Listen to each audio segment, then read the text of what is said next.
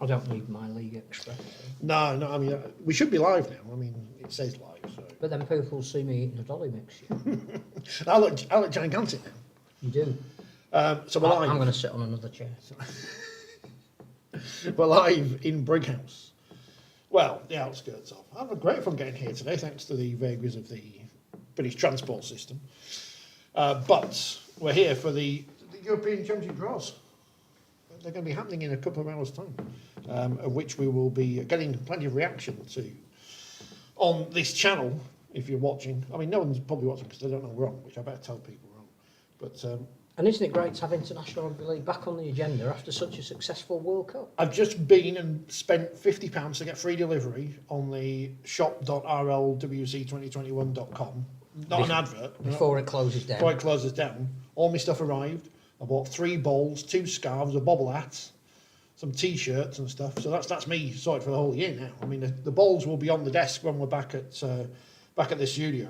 So do look forward to that. Greece, Scotland and Ireland. Scotland and Ireland £1.50. Greece £3. I don't know why. USA was £4.50, so I didn't buy a USA bowl. But all of whom are in the draw later this evening. So it's all exciting. What is going on here? Carsten's on from Germany. Of course it is. What's going on here, Phil? Tell the people what's going on.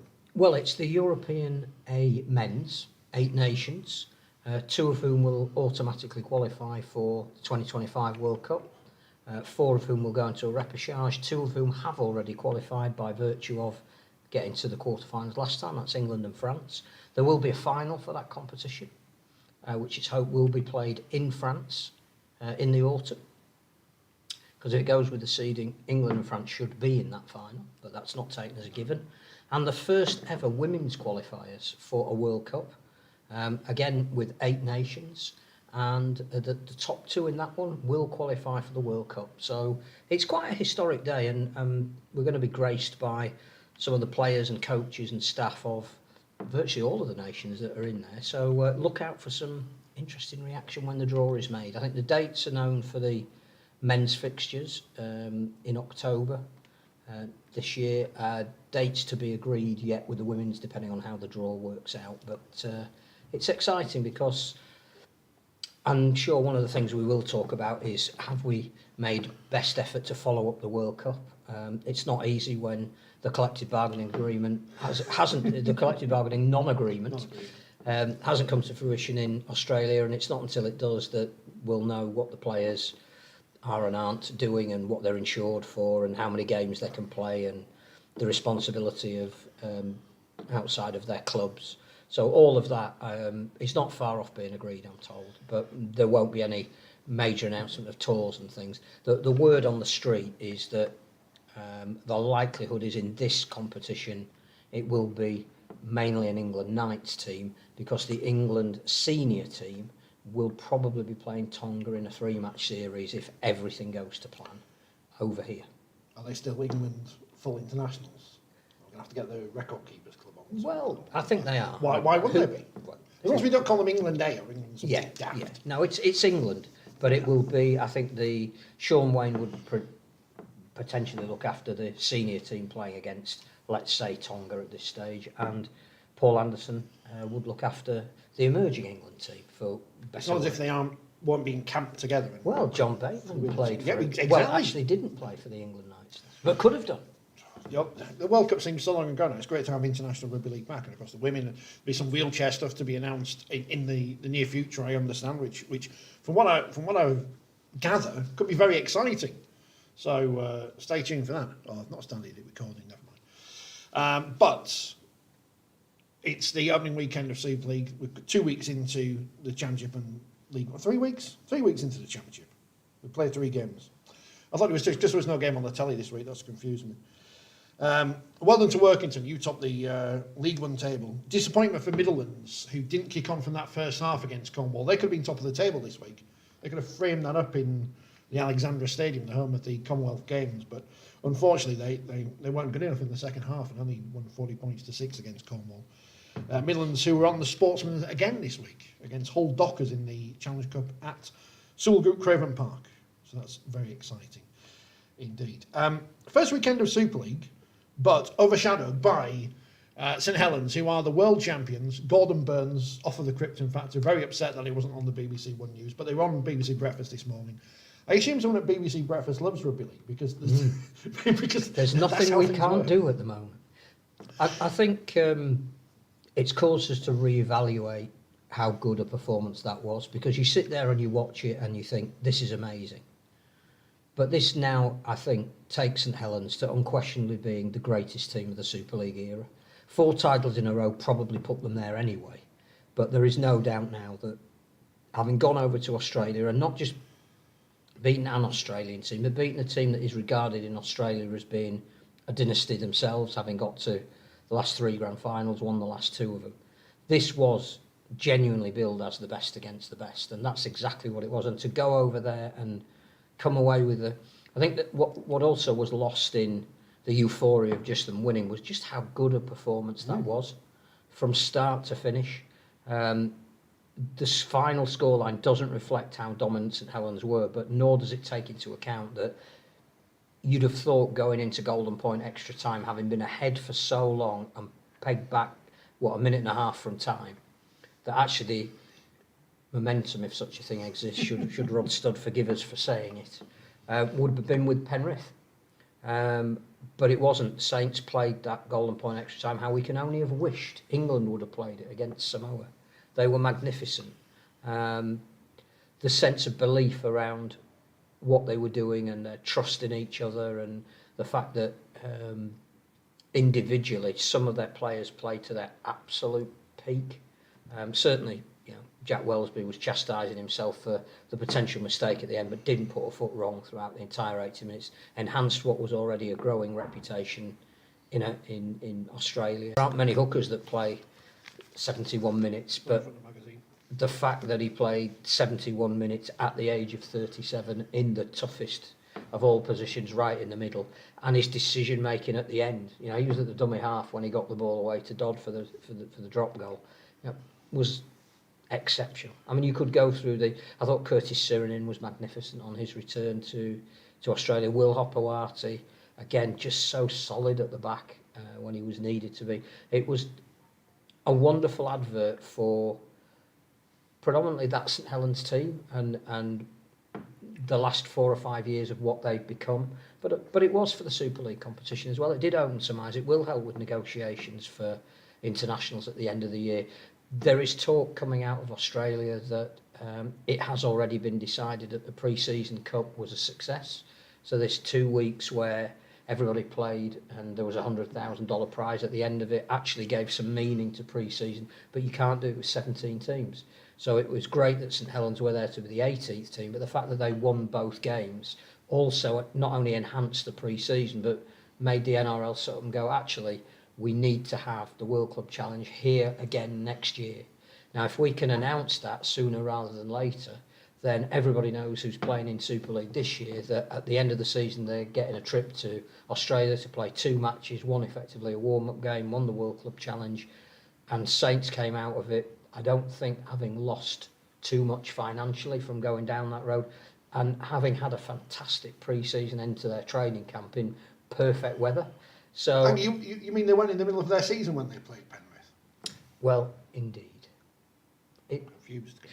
I just think it was astonishing. We shouldn't lose sight of this is St Helens' moment, but it reflects magnificently on our competition, and it comes back to the question that does directly link to the World Cup: is how do we best capitalise on that? What announcement are we going to make on the back of St Helens being, for the next 12 months, the best team in the world?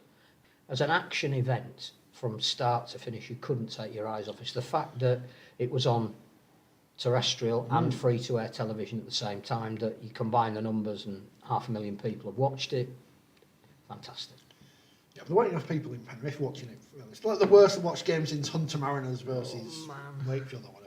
It was 40 degrees until it became a thunderstorm, and you've got to build these games up. Kick myself in the leg. If you were a Penrith player or a Penrith supporter, they looked very upset at the end. They didn't look absolutely. Happy. But you wouldn't know how good St Helens were until you'd been beaten by them. So next time a team goes over, which everybody who's guessing where everyone's going to finish is saying it. Well, it could be Saints again now. Could be Saints It was again. Wigan last week for me, but now it's Saints. But if it is Saints and they're going over for the World Club Challenge next year and they're playing Sydney Roosters or South Sydney or whatever, the crowd will be a lot bigger because people want to see it. The Roosters might have, what's his name?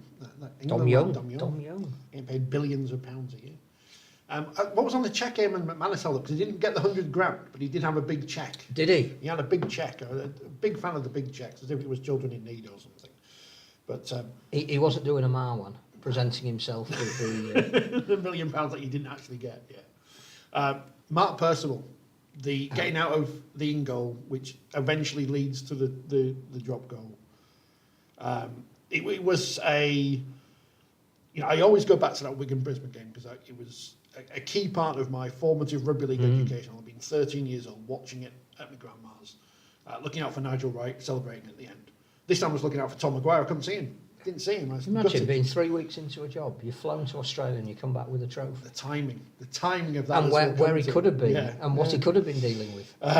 But so obviously Wigan going to Brisbane is the big one in the 90s. And as you say, the Saints possibly now the greatest team in this era. It doesn't matter if you say they're better than Wigan or not because they're different eras. You can't compare the two. But at this point and this point, because we don't know how great the teams of the 60s would have been against the South Sydney. And the rules are different. But what we do know is since we moved to summer, since we called it Super League, I think there is no doubt now that this is the greatest team.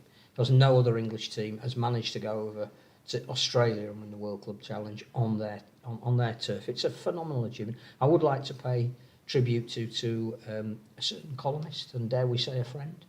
There was one 37-year-old who grabbed all the headlines while he was over there, as he rightly should have done. But there was another 37-year-old playing for St Helens who I thought was magnificent as well, and doesn't chase the limelight perhaps as much as he did when he was a young kid. Doesn't get interviewed anymore in case he swears, but I thought Louis was fantastic as well. It was a great thing. I think what shows the power of Channel 4 in terms of broadcasting this was, obviously I monitor social media all the time because I've got nothing else better to do, but there weren't people moaning that Sky cut away at the end. Sky have to cut away because of They had Australian TV is full of bloody adverts for gambling. But they also have a contractual obligation to move on to the next Their deal with Fox was, we'll show all the pre-season friendlies. Brisbane and the Gold Coast were kicking off virtually as soon as St Helens and Penrith had finished. So Sky had to cut away. That's their satellite deal. The fact that Channel 4 could stay on air for another half an hour and could pick up the reaction from the Bluebet Stadium as it was happening was it gave everybody everything they wanted. And I can't think of a negative. You know, I really can't. And it rolled into the Hull-Car and Wigan game on Channel 4, and the audience for that was even higher than the World Club Challenge game. This week, if you'd been IMG and you've said, we'd like a script, here it is, this is what we want week one of our investment to look like, it would have been exactly what happened. That the home teams in Super League put on super shows, the grounds were full and looked great on television.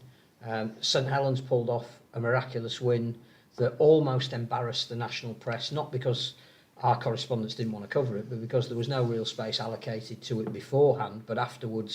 The one thing I learned... Did you hint at something? Yeah, possibly. The one thing I learned from my other job is that you're always building up to something, and then as soon as it's finished, you've got to move on to the next thing, because that's gone. I mean, granted, we're going to talk about the games, this is a different kind of thing, but it's all right, everyone banging on about how great the entertainment was at Lee and at Warrington and at Hull-Car and this and the other, but what are we doing next? What's next week? What's going on next week? I didn't see the Lee Salford thing. I saw the reaction that it was the greatest thing that anyone's ever seen. I'd say if you're spending 100 grand and some of that's wasted on fireworks, you probably would be better off spending that on your actual backroom staff in terms of front office, media, marketing, whatever, rather than fireworks. But that's just me being negative. And I'm sure someone can spin it that way.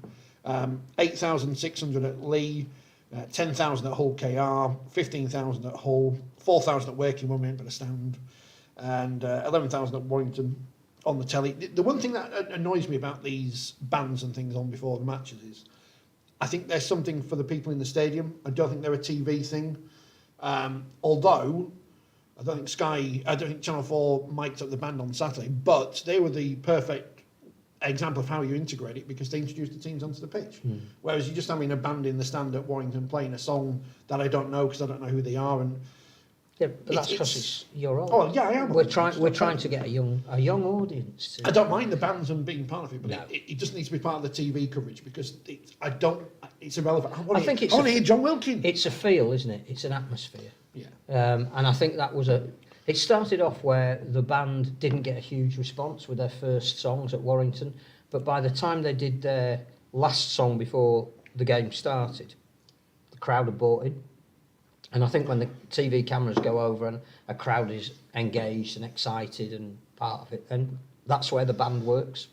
But not necessarily what song they're singing, unless it's Heather Small at the World Cup final. Yeah, which was perfect. But I've heard what's happening this week. What's going on? I've heard all the hype about last week, but what? And I know you, as IMG, as Rugby League Commercial told us, Peaks and troughs. You can't every week can't be an event. But I mean, this is the first home got, games for. Yeah. Huddersfield Leeds. It can be an event if you've got an unlimited budget. And I think it's safe to say that Rugby League Commercial helped Lee and Warrington and Hull KR, the televised games, to give that impression. Whether that help was logistical, marketing, monetary, I don't know. But, you can't do it all the time. No, I mean, I wouldn't have done anything at Wakefield on Friday anyway, because why would you when the stand's not there?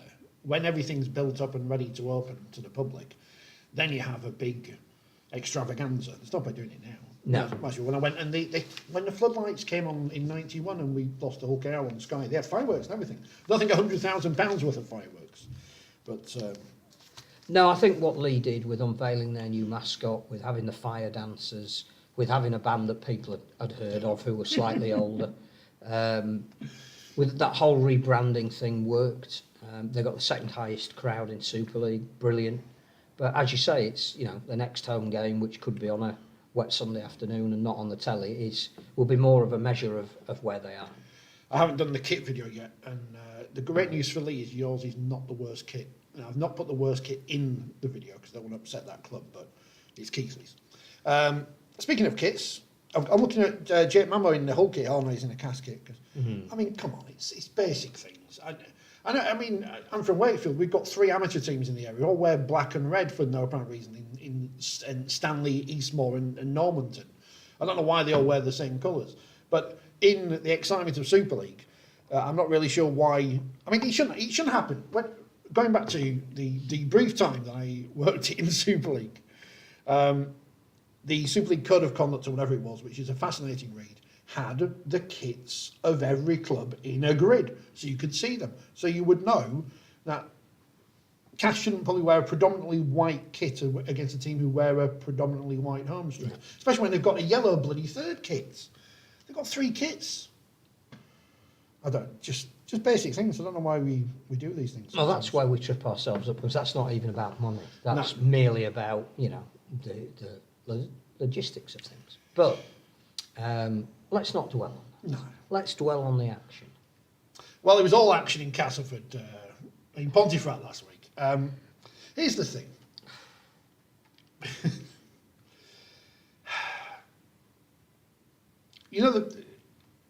When you're in the public eye, you have a responsibility, like it or not. I know some players don't like being called role models or whatever, but they are because of their job. We know that if camera phones had been around 30, 40 years ago, a lot of people would have been in a lot of bother, but they weren't, and they are now. And this is nothing new. I'm not sure what you do with a player who does this. I think it is bringing the game into disrepute. So should the RFL be doing something? Well, I think if there was, it was probably Steve Maskell that brought it up on social media first. If there was an NRL type integrity unit, it's a matter that would have been referred to it. I think there's 2 other things that come out of this. One is, why is any player, no matter who it is, on a bender to the point where you're not you're clearly allowing things to be filmed that if you had rational thought at the time you wouldn't allow to be. You then make a statement saying it's alcohol related. why is any player who is a full-time professional, particularly an experienced one who is 30 years old, in taking alcohol to that level a week before the season starts? That can't be part of your preparation. I think that's one aspect of it. And if you were a fan of that club, you'd want to know why that behaviour was deemed to be acceptable, and the fact that it was filmed and what was filmed. I think the other thing is you can't then defend it. You can't then make a joke of it. And I think that whilst Lee Radford is the kind of bloke we love to interview all the time because he gives great quotes and he's not anodyne like so many coaches are, I do think he misread the room on that.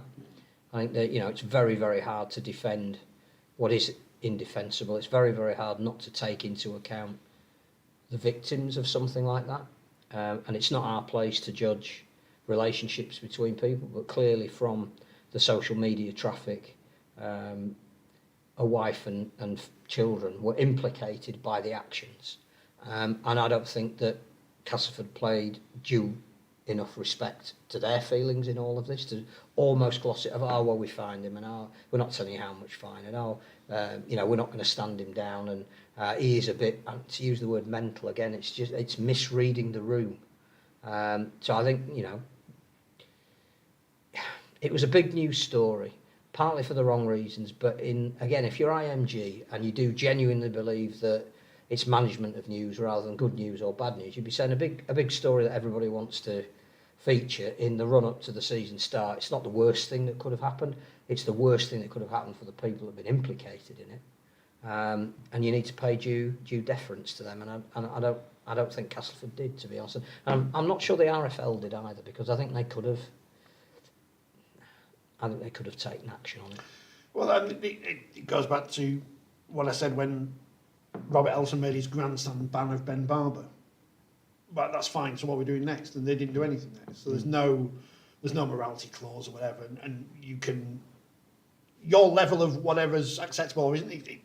That's up to you. That's not for me to judge, and it's not for I'm not just saying that Joe Westman should be sacked or this or that or the other. I mean, we know because Rugby League has a precedent. If you are a star player, there is more leeway than if you are a player at the bottom end of the food chain. We know that if a player from the Pyongyang Pylons reserves, because I can use them because they don't exist, if they did something of the similar ilk, they wouldn't be treated in the same way as a star player. That's just how it is. Everyone knows that, and we all live with that. I think. But there must be a code of conduct. Well, and there must be a fact that we know that players have access to much larger support bases for any issues they have in life than the regular man, woman, person on the street. So there has to be a point where there is some accountability. And at the moment, it appears there's none, because we don't know how much. A substantial fine means nothing. It's like on the wrestling when they say he's been fined £50,000, but he hasn't really. I think it's consequence as well. There has to be consequence for actions, and young people who do look up to rugby league players, whether they should be role models or not, is a debate that a lot of people have a lot of the time. That they're in the public eye, whether they should be role models or not. People will look at their actions, and there should be a consequence for behaviour that is deemed outside of what would normally be tolerated. They're copying some of those shocking haircuts this weekend. That's got to bring it back. You see, light and shade. A mullet with shaved sides. How does that work? Said the man who knows nothing about style or has very much hair anymore. It just happens to be that Castleford are on the telly on Sunday against St Helens, so I don't know how. Adam Hill's good luck. Back on the field, Wakefield have got issues with their grass, apparently. Been reported. Yeah. Tom Johnson's knees. I've not seen anything like that since 2002 when I was at college, and a girl came in on a Monday morning and said, "Look at my knees. Got what the carpet's done from." And he's been playing snooker or something. Or right. Scalextrics. And so Tom Johnson's got a hat-trick. Well, he would know that ground quite well, wouldn't he? And I don't think he's ever complained about Burns before when he's been wearing the shirt of the home team. So there must be something about the grass not properly taking. But again, that does seem...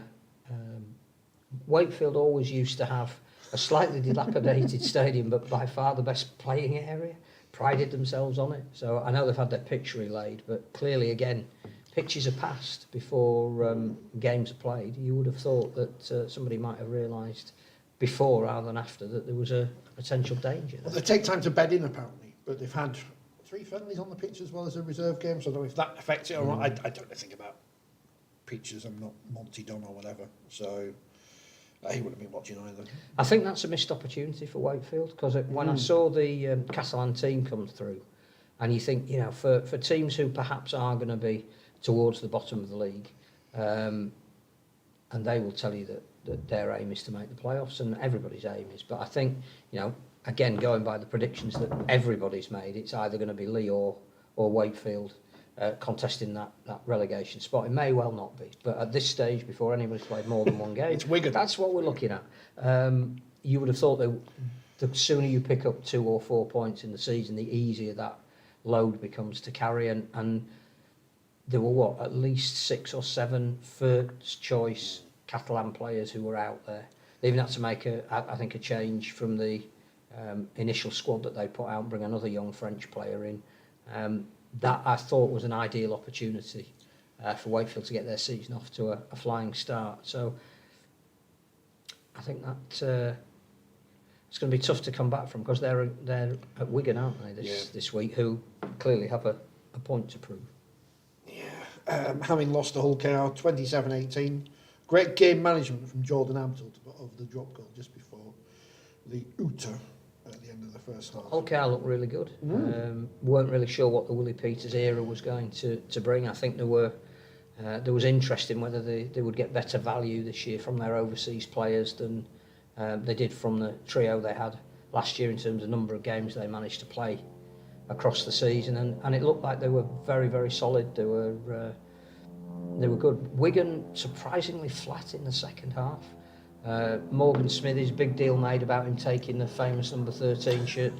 Couldn't quite manage the full 80 minutes. Didn't come as too much of a surprise. It's part of his game that he really does need to look at, which is not us telling him. His record would tell him that. And there seemed to be some kind of disconnect as well on the wing out to Bevan French. He never got a single clean ball. Jai Field kept very quiet. Again, spotlight's going to be on them this year, because every team will have been working in the off-season. When we come to Wigan, this is how we try and counteract those 2 players. And Hull KR found a way of doing that. And having to cope with having to reshuffle everything with Ryan Hall going off injured, and not having a real replacement on the bench. It was a very forward-heavy bench, wasn't it, for Rovers? So, very good performance, actually, from Sean Kenny-Dowell. He got the player of the match, bit of tap, whatever you get for these days. And that woman on the telly, she won a Patty Butty for predicting Hull KR would win. She did. Never heard of her. Hull FC beat Castle. We've mentioned this. What a strange game that was. Yeah, 26-6. I was listening to that on a local radio station, and you'd turn off at half time. Yeah.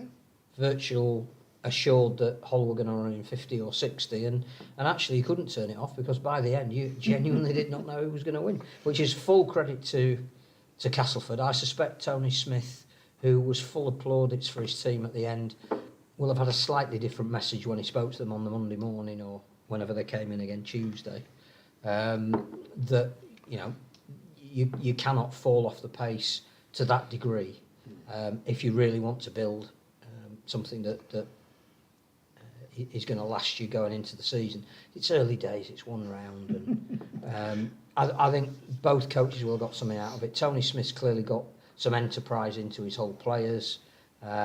Lee Radford's got a team that will battle till the end, so both got something out of it. And as Tony Smith said, if 15,000 people enjoyed that, you'd hope they'd all come back again for the next game. They might have a band on or something. Well, why wouldn't you enjoy it? Turn some lights off or something. Exciting. I'm interested to know what people made of the entertainment stuff. I know there's not millions of people watching, but there's big thousands watching or listening to the podcast later. What you made of the first weekend in Super League, at least. Salford winning at Lee, 20 points. And we might be able to speak to one of their players later. Great nous from Salford. I think that was the game again with all the hype behind it, where if you weren't as professional as Salford were, particularly in that first 20 minutes when Lee had the bulk of the possession, you would have felt that could have overwhelmed lesser teams. But we underestimate Salford, because they've made a grand final, they've made a cup final, they've made a semi-final. They know how to handle games at this level now. They've got a really, really competent team that can grind it out if they need to, that can play expansive if they need to. And I thought, again, that was their banana skin. But whilst they were never totally in control, they dictated the terms of that game. I thought that was a really professional performance from Salford. I've been listening to and reading all the experts, Phil, and obviously, Leeds in Crisis is back, which is great. Yep. Obviously, of everything we've done on this programme and the history of it, going back to Radio Yorkshire, shining a spotlight on areas of the game which didn't have it and everything else. But no, it's Leeds in Crisis. And what I've learned is, if Leeds didn't do short kickoffs and had a captain, they might have still lost to Warrington, because Warrington were really, really good and dominated from minute one. It looked like two teams that were a different level of preparation. I mean, you knew that Warrington were going to try and redress their season for 2021 when they came out this year, 2022, because it had been so low in terms of what their fans had originally expected, that they had to re-engage with them in that opening 40 minutes of the first game of the next season, and they were faultless. Not only were they 13-0 up, but they didn't make a mistake, they didn't miss a completion, didn't miss a tackle, and they came out at 100 mile an hour, and they got some real size about them. Leeds looked underprepared and clearly struggled, particularly in the early parts of the season, with big forward packs. It happened a couple of years ago when they played Hull at Headingley and were beaten by 30-odd points. That once a big, strong team gets on top, they haven't got the armoury to handle that. I thought, again, the guy who didn't get as much plaudits as I thought he should have done for Warrington was Josh Drinkwater. Because, absolutely, James Harrison, brilliant. Paul Vaughan on his debut, brilliant. The figures back that up. But I think Drinkwater got them playing in the right part of the field exclusively. So, you're always going to be running off your own line into our big guys because Josh Drinkwater's put you there. He took all of that area of responsibility off George Williams, who seemed to play a freer role and was excellent, a bit like he was in the same sort of capacity with England. Now, I thought Warrington looked a really, really well-balanced team. And they've got two big guys still to come in who didn't even play this week. So the portents look good for them. Leeds, what they wouldn't want would be to play another team with a very big pack, so they've got Hull this week. That's exactly what they wouldn't want. But no, they looked to... One team looked like it wanted to make a crash-hot start and a statement. The other team looked like it might have been saying, we're building into something. The disparity was huge, and Warrington were absolutely superb, fully deserved their victory. What is interesting is, in terms of going back to the Westerman story for a moment, that got all the headlines, but really you would think that something that would usually get more headlines and didn't was the 7-game ban For Josh Maguire. for Josh Maguire, which in and of itself, reading the case notes and whatever, is a far bigger issue for the sport than whatever Joe Westerman's done in his own time. and that seems to have been very much downplayed, which is odd, because especially when we've got inclusion round coming up, which is we can't do pride round because people will complain. But we haven't got an inclusion round, we've got an inclusion game. Inclusion game. When are we going to have a proper round? Rounds of things, armed forces round, inclusion round, women in league round. Why can't all of the clubs on any one weekend spread them in? So we've got one game at Castleford that we're going to call inclusion because their PDRL guys are going to walk the match. But great, but can't we all do it? Does inclusion round mean you can have bigots and get Chubby Brown on the stage? Can't we all be included in inclusion round? Well, shouldn't we all be included in every round? Isn't rugby league always... I know, but it's semantics. But it's just interesting that ban happened. It just seemed to just get a 7-game ban. It's just... Yeah. Not that we want to make news of something that's not good, but it just seemed on how that just disappeared. Vaguely odd. Well, you were at Warrington on. I was. I assumed you were. Did you watch it back? Funnily enough, no. Sky doing lots of wandering around as if they were Channel 4. It was very strange. Yes, and I noticed in the Lee Salford game lots of wandering up a dark track to try and chase players while they were warming up on an amateur ground at the back of the stadium. I mean, I didn't see Fridays, but I wrote about 500 words already about Thursday's game. There's nothing right about Channel 4 because they just do it the same as they did last year. I do always think, because everyone loves the pie thing on whatever Premier's called these days, Via Sport. Have you heard the terrible news, by the way? Eurosport's going to be rebranded. Eurosport and BT are merging, and they're going to be called TNT Sports. All right. Which is, Eurosport is the great byword for terrible stuff no one else will pick up, and now it's going to be dead. But I can guarantee you, if they took the Ross and Emma pie thing from Premier and put it on to Sky with Brian Carney and whoever, people would hate it because they just hate Sky because they're the incumbent and have been for years. But it is what it is. The people who say that forget that they actually pay for the entire game, and they allow Channel 4 to have 10 games that actually they had in their contract. So All of the money. So you just have to be careful what you wish for. Sky isn't terrible. You might not like some or all of the presentation. It doesn't mean that Sky are There's radio. the victims. There's radio in all that of you this. put your radio on at the same time. Do that kind of thing. People like to do that. Talk Sport. And how great was that? I know this is like people say, "Oh, you're shilling." I haven't worked for Talk Sport for years now. Brilliant. Halliwell and Jones. Great show. Love them. Great broadcasters. Hawksby Jacobs live from the Halliwell Jones for 3 hours. Just talking rugby league for 3 hours, pretty much. But talking rugby league with respect, because I listened to that 3 hours, and I thought, firstly, access. Absolutely astonishing that Darryl Power would go on live on the afternoon of a game, that Ash Handley would answer the phone on the day of the game, and it sounded like the line was so clear, it was probably on Zoom or something. You wouldn't get that in any other sport. And we're just going to speak to Fred Nurk of Manchester City before he kicks off in a big game against Darwin. No, it just wouldn't happen, would it? But they had guests on who, James Simpson was on, Mr. Wilson of this parish was on, their commentator. Didn't try and sack her in it at all. Stuart Pearce, who we know is a big fan. But it sounded like it was a big occasion. And whilst I think Andy Jacobs probably isn't a devotee of rugby league, the first thing he said was, I like rugby league more than rugby union. I said, right, well, you can stay. Well, they're on strike yet, the Welsh on strike. And Paul Hawksby said that, what was it, he used to share a house with a St Helens fan and went to some games in the 90s, and it was treated with, we love this game, this is a great game. And they were there genuinely promoting it. And a couple of days later, I listened to them, and they were talking about St Helens. In fact, it might have been Monday when they were rounding up the weekend action, and they were truly complimentary of St Helens. They brought it up. It wasn't you or me tweeting and go, but you haven't mentioned St Helens yet. It was Paul Hawksby who said, I just want to take a minute to, what a game and what a performance, what a team. Should try and get Gordon Burns on the podcast. I like Gordon. I like the Krypton fans.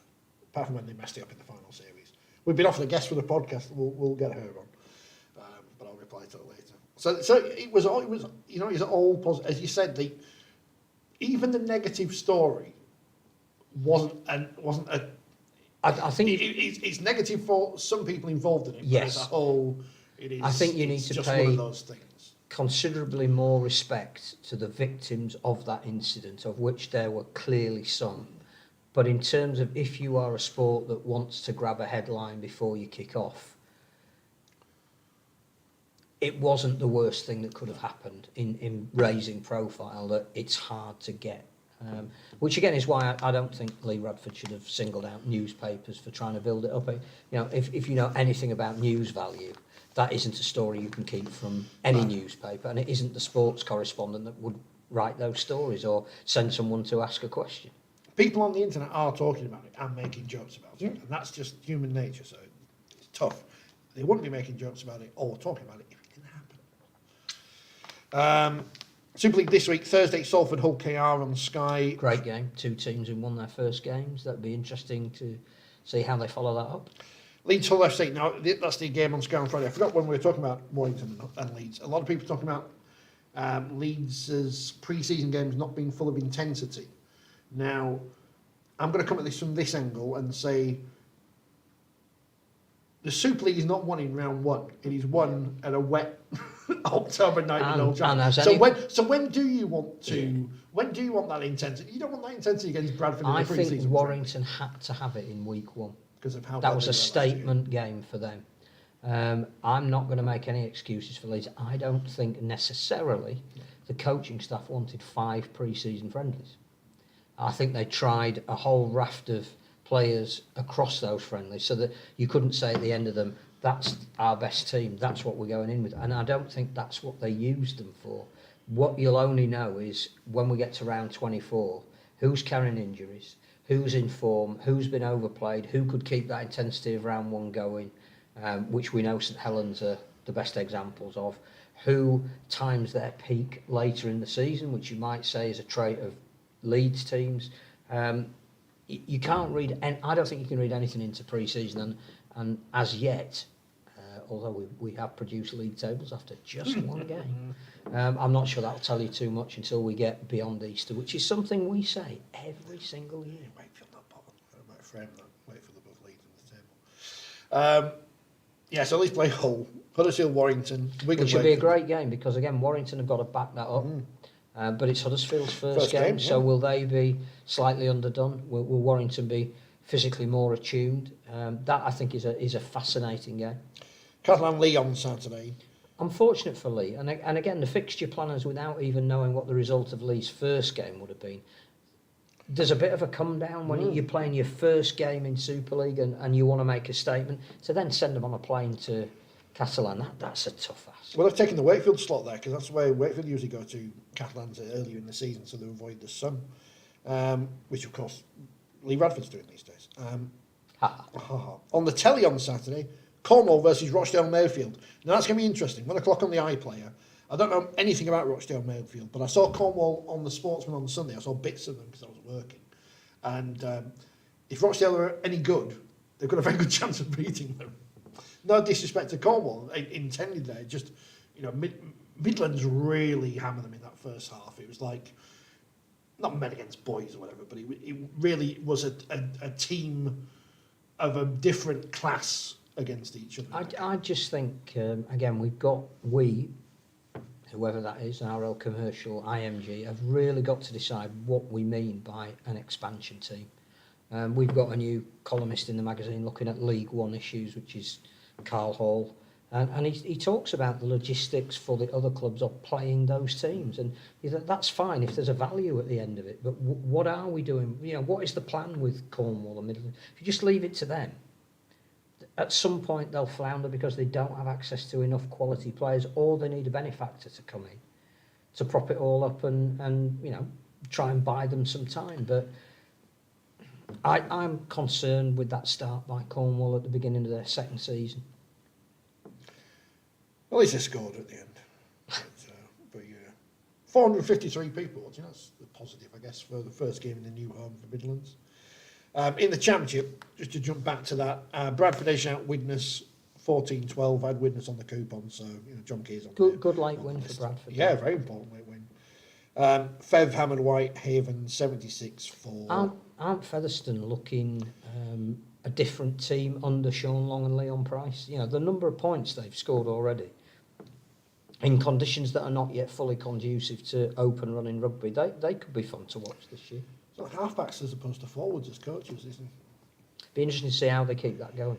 Halifax beat London 26-18. Again, London, I think, are a different London this year than they were last year. Newcastle have lost at Keighley 44-24, which is an important result for Keighley because obviously they got battered on the telly the first week, so a big win for them. Sheffield and then Newcastle took Keighley's Player of the Year last year at the end of the game. The game from the gift shop afterwards. Sheffield 36-0 over Batley on a Friday night. 800 nearly 900 people there. That's obviously a very good result for Sheffield. But they started the season really, really well. I do think, we know the character behind Batley, but that's a couple of defeats in 3 games, which is not Batley-esque under Craig Lingard. I'm sure he'll turn that around, but what I would say is that that is a really good result for Sheffield to nil a team at home, and they seem to be playing with renewed intent this year, almost as if there might be a licence up for grabs or something. Concern, he says, 3 games into the season. Swinton beat Barrow 20 points to 18. Which is a fantastic result for 2 wins for Swinton out of 3. They'll be dancing. Mr. Kelly will be dancing in the streets of Sale. When you speak to him on Saturday night, whatever it is, yeah. And Toulouse beat York 36-0. Shall I go to the York press conference in the morning and ask Andrew Henderson anything? I don't know. I think Toulouse, again, being a full-time team, it's showing that they might be short on numbers, but they look incredibly well prepared for the new season. On Monday on the telly, it's Widnes versus Halifax, so look forward to that on Viaplay if you subscribe to that. League One, Doncaster H out Hunslet 18-16. Sounded a great game. Working to one of the Scholars 58. Did Hunslet miss a conversion near to the post in the last minute that would have drawn It it? doesn't say in this statement. I think it did. I'd have to read the match reports. No one reads the match reports. Midlands won, as we say, and Dewsbury started their League One campaign with a win at the North Wales Crusaders, well, at Widnes, because they were kicked out by the Welsh Rugby Union, who have got their own problems. They'll get their comeuppance, don't you worry. There's an interesting thing, and it's Rugby Union at the minute, but there's going to come a point where, in all professional sport, that isn't football, which of course is going to be bought out by Qataris, unless any Qataris want to buy Super League clubs, where, and obviously this programme is fully in favour of players getting paid as much as they possibly can. However, there's also a limit onto how much you pay people compared to how much you bring in as a business. Mm-hmm. And if you don't bring enough money in, you can't pay more money out, then where is the value for these people? Now, the great thing for Super League players is, if they think they're not getting paid enough here, they can bugger off to the NRL and get paid a load of money there in Aussie dollars. And including stuff. The women. Including the women now. But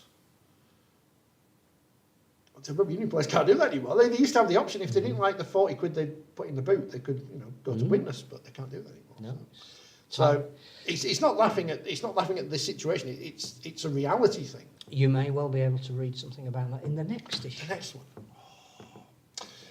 What are the TV figures for Viaplay? No idea, Tim, because they don't publish them anymore publicly for free. That's how I used to find them out. But they don't do it anymore for free. I'm not paying for them, so I'm sure the clubs will know, and I'm sure if they're very good, then some people related to clubs will leave them. And the RFL will, if they're really, really good. But I'm not saying they're good or bad, because I don't know. And it's a niche product in a niche sport, so it is what it is. Was Georgia Hale's not the make weight in the deal, is she? She's the opposite. She might have clinched the deal. Amy Staley's gone to York. She's coming on the podcast. Oh, good. I don't know when. It's got to sort that out, but she's going to come on the podcast. Oh, lovely. So, be good to speak to her. She's got to try in the 2018 Challenge Cup final. I remember that cup final. It was good, that one. Best covered cup final ever. The start of it all. Yeah. A row in the reception of the Hollywood Union Stadium. But apart from, and you were Ian Laybourne's funeral this morning. I was.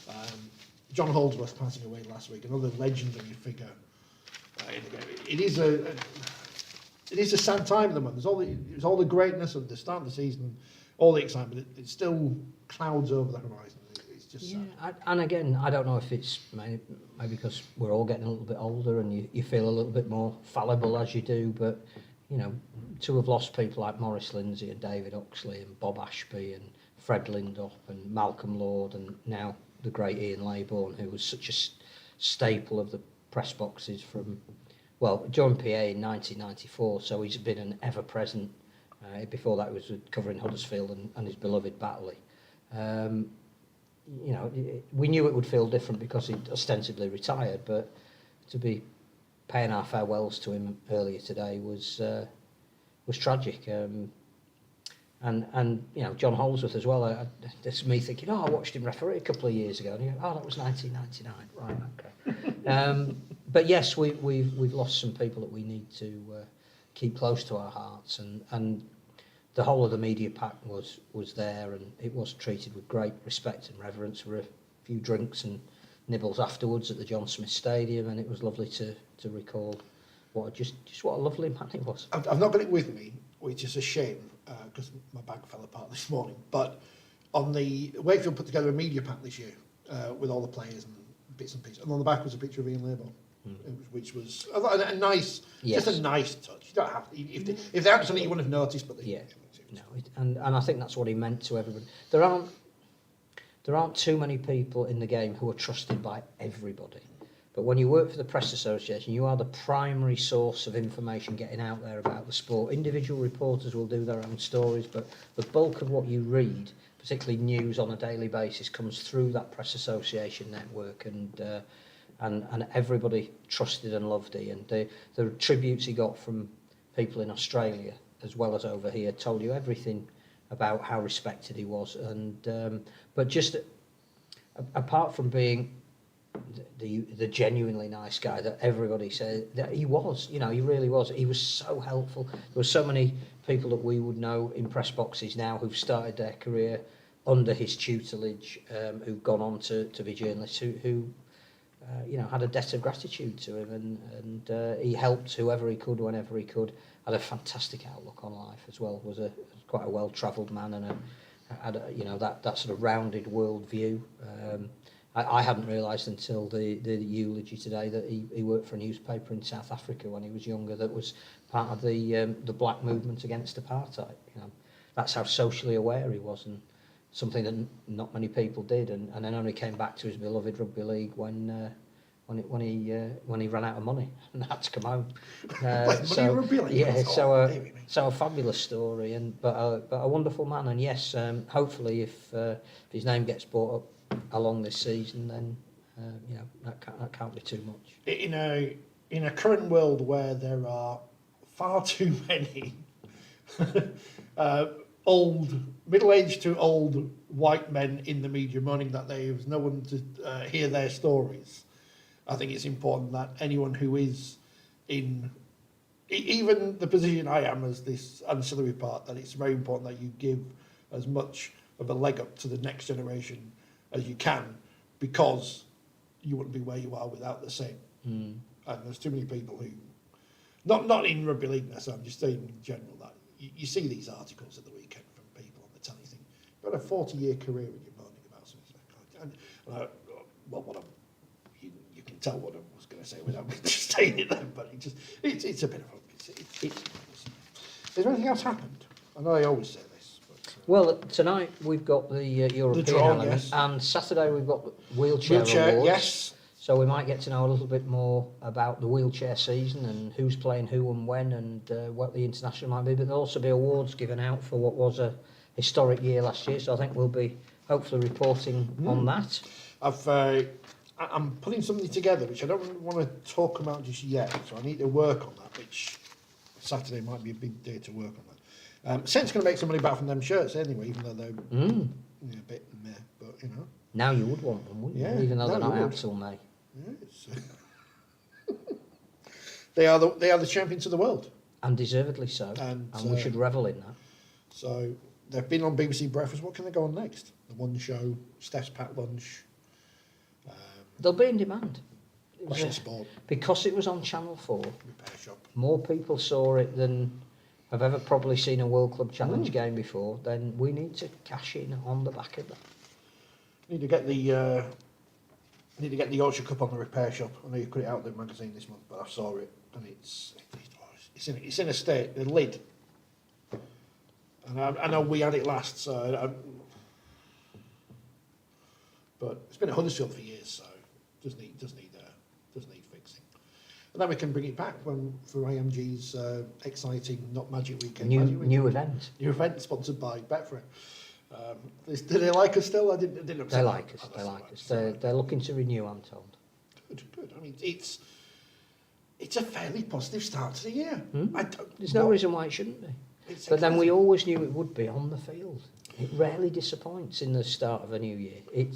Can we capitalise? It's like I said, I was rugby down after the World Cup, but now it's back. We're it's enthused. All fine. It's all fine again. I didn't need to watch any friendlies because they're all rubbish. Thank you for watching. The podcast will be out. I'll put the podcast out in a few minutes because the people haven't arrived here yet. So we're all right. Have we locked them out? I don't know. The draws were exciting. We put the balls in the bag. Yeah. Should we nick one? Are we? Should we draw Let's have a rehearsal. Draw a 6 on a 9 or something. And that's it. So yeah, there's nothing else happening, is there? Women's Super No, League we're hasn't back. launched yet. We're back. Back, yes. So we'll do another podcast next week at some point. I don't know whether it'll be stuff from Saturday or not. I don't know. There'll be stuff from here Yeah. at some point. Yeah. So look out